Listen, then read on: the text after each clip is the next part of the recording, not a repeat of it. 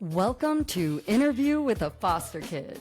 I'm Amira Therese, your host and unapologetic problem child, who turned foster kid fierce after becoming the hero I needed growing up. This show highlights the stories, the system, and the voices that matter, and is a call to action for every legislator, employee, volunteer, and member of the foster care system to honor the struggling families and rebuild trust. Now it's time to dive into our next episode. Please enter mindfully. This is the No Fluff Zone. Good morning, evening, or afternoon, wherever you are watching this, whenever you are watching it. I hope it reaches the right people.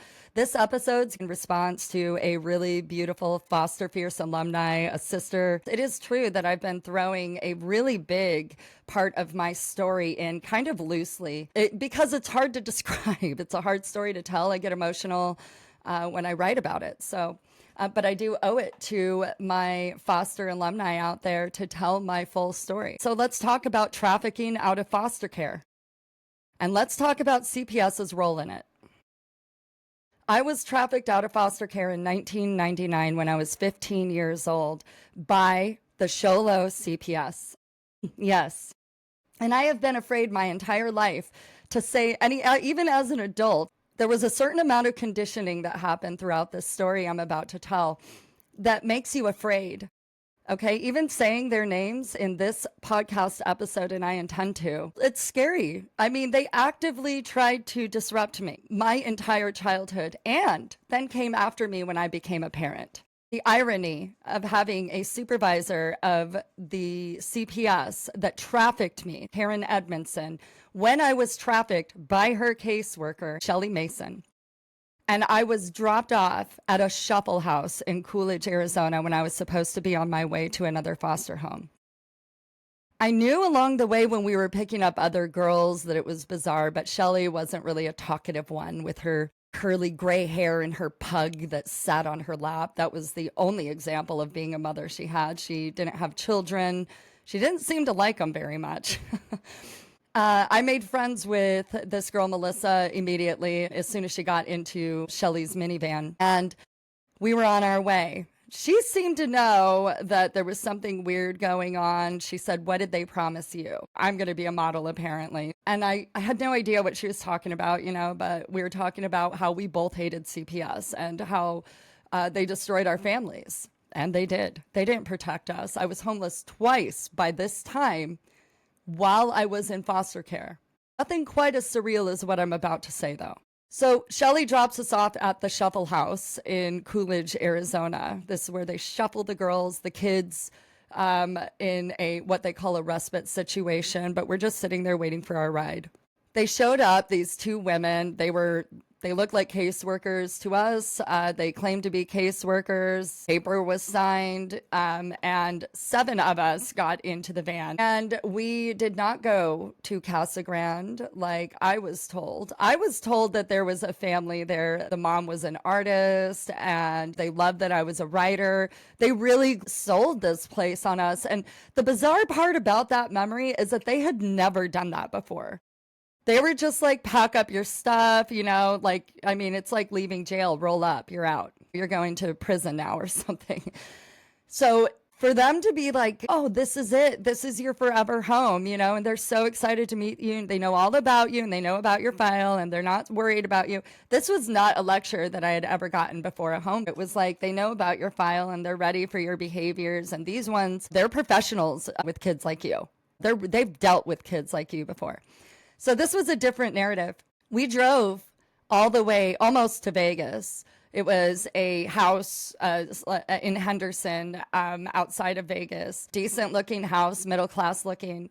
And inside there were maybe 6 or 7 bedrooms, 2-story, big place. There were some adults there, but they weren't like talking to us.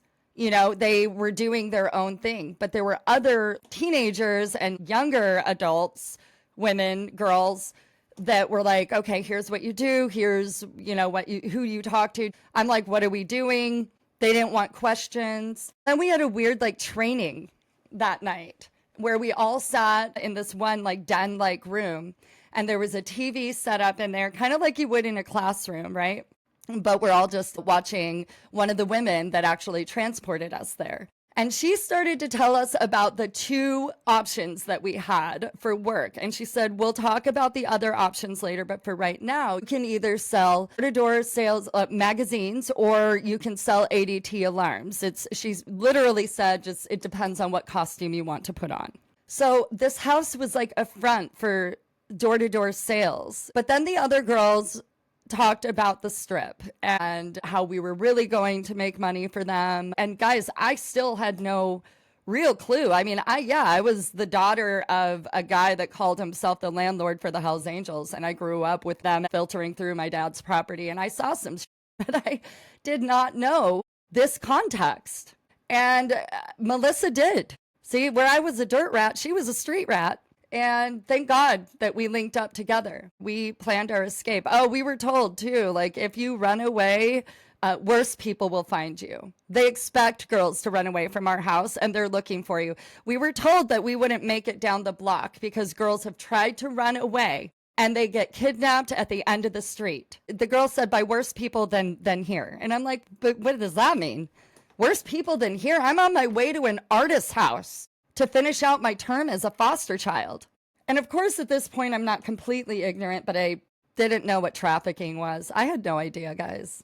So me and Melissa, but I was a rebel, and I hated this imprisoning feeling. And me and Melissa, we tried to gather some of the other girls, but we were afraid to tell too many people what our plan was. There were these outings that we would do where we could all go together, and they would usually take us like to the Denny's on the strip, or they would take us to like BB, get us basically snow bunny clothing. I don't know if anybody knows that terminology. I learned it at an age that was too young, and deck us out and make us look like women, like sexualized women.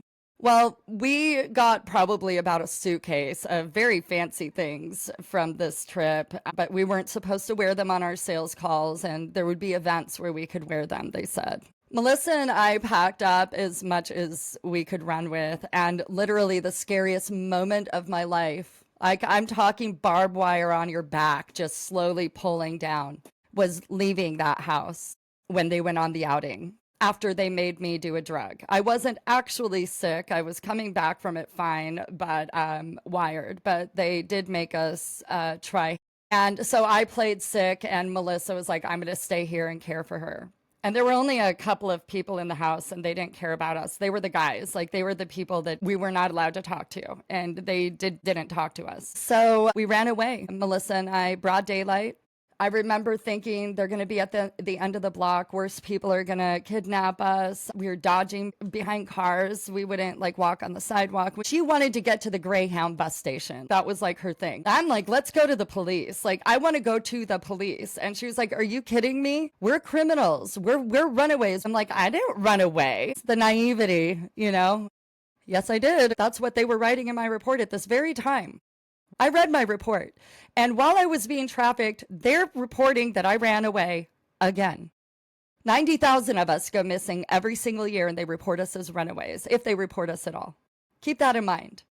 I was not a runaway. So we get to the Greyhound bus station. I don't know what Melissa does, but all of a sudden, she's got like $80. I'm not going to say that she got it all altruistically, but $80. She kept saying, we need to get to a truck stop. We're walking around pulling new suitcases in Vegas at 15 years old, full of BB clothing and whatever else we grabbed. Think about that, guys. Cars are stopping, by the way, asking us if we need rides, if we need jobs, if we want to be models along the entire street. I've never experienced this. It's surreal. And so we get to a truck stop, and Melissa finds a trucker, pulls her magic again, and he takes us as far as Blythe, California. Her family and friends pulled up, and it was MS-13. He took us to a house in Phoenix, outside of Phoenix, in what would be the El Mirage area now. But I just did not do the things. I was a threat to them. They thought people would be looking for me. They thought I was just like, they wanted me gone. I was a threat.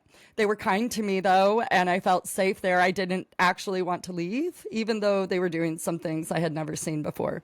So I left. I had to leave on foot by myself in the middle of a pretty scary area of the valley. And I was afraid to go to the police station because of everything I had seen, everything I had been a part of in these last 4 weeks. Guys, this is 4 weeks of my life. I felt like I was the criminal. So I went into a Phoenix DES and told them my story. They made me wait for about 3 hours. There were people in the office feeding me and taking care of me who were waiting to get their own benefits, while the people in the office kept me on display in my condition that I was in. And I had no idea what I was waiting on until Shelly Mason walked in from Sholo. So I had been waiting on Shelly Mason to show up, the one who had done all this. And now I had gotten all the knowledge. You see, I had been staying with the MS-13. I couldn't believe how unsafe I was. I couldn't believe that I had nobody. Nobody was safe. After hearing everything that they told me, what was going on, the underground things that people still to this day ignore, and you know it's happening. And now I'm in the van with Shelly Mason heading back to Sholo, I think. But she doesn't take me to the Sholo CPS. She takes me to Globe Juvenile Detention Center. And she puts me in detention. And on the way, she's giving me a lecture. I told her everything that happened, thinking if she knows that I know everything. But she told me that nobody trusts me, that I was a runaway, that people would read my report, that they were tired of hearing my lies. She gaslit me, and she also told me that nobody wanted me anymore, that I wasn't placeable. So we weren't going to Sholo. We weren't going to a foster home. I blew my chance. We were going to juvie. I stayed in juvie for about 3 weeks, and I was in school in our class setting because we did all the normal things just in a smaller building than the world outside, which is bizarre. And a woman with a leather coat, she always wore a leather coat and kind of like reddish tassels that came down, walked in with her crazy black hair. And it's like, we're going, I'm taking her. And she goes, hey, I found you. I found you. And I ran to her. It was my CASA. She found me. She found me all the time. Every time. I moved so much, you guys. 30 plus placements throughout my foster care career. But for her to find me when I still felt lost, I felt the safest I had felt in so long when I was in juvie. I felt safe. I felt secure. I felt okay with it. I was like, okay, take care of me, please. I don't know what to do out there. But I couldn't tell my story. I wasn't heard when I had to take the counseling in juvie. They were like, when are you going to drop this facade and be honest with why you keep running away? We know you miss mom, don't you? You miss siblings. No, man, that's not what happened. And I wasn't allowed to tell my story. And when I saw her face, and I cannot remember her name, maybe she'll see this. When I saw her, I felt seen for the first time, actually safe. I knew she would hear me. And I told her everything. She was driving me to the new foster home in Casa Grande. Not an artist, 2 cops. Great workout. She heard my whole story and she cried with me. And she told me, I am not going to lose you again. I am so sorry. I knew something went wrong. This is your new home. They're going to keep you until you age out. And she said, God, the world is weird, isn't it? Well, I think we have to get weirder. And you have to keep that story between you and I, because the only truth that you were told is that if you keep telling that story, you will be unplaceable. I could tell her anytime we were together if I wanted to vent about it, but I had to stop talking about it in counseling. In order to stay in foster care, I had to lie and say that I ran away, say that I wanted my mother again, and say that it all went wrong. That's the system that I was raised in. After that, I was homeless again for 3 months when I was 17, while I was still a ward of the state. That's a different episode. I want to tell everybody out there with a story to tell, your story saves lives. Your story inspired me to tell mine. It took me 20 years to piece life together after aging out of foster care. And I'm calling all of my Foster Fierce alumni out there to help me forge a path for our foster siblings still in care, so they don't have to go through what we went through. They don't have to walk that path. We can pave them a better one. I'm asking for your help. I'm asking for your story. Please reach out to me at iwafosterkid@gmail.com. Know that you are so loved. Know that you are so powerful. Our lived experience makes us masters. You know it. You try to have a conversation with somebody who hasn't been through what you've been through, and you know how hard it is. It's a challenge to give them your full attention. I love you all so much. And until next time, stay foster kid fierce.